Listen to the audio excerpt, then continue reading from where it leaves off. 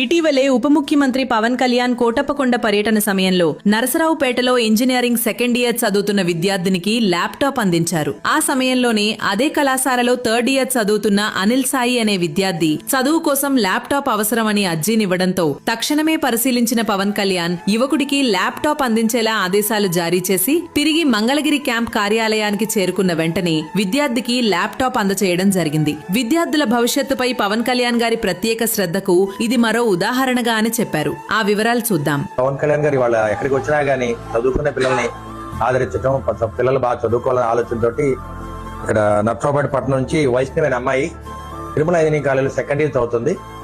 అమ్మాయి ఒక ల్యాప్టాప్ కావాలనుకోవడం జరిగింది కాబట్టి ల్యాప్టాప్ కూడా అమ్మాయికి పవన్ కళ్యాణ్ గారి దగ్గర నుండి హ్యాండ్ ఓవర్ చేశారు.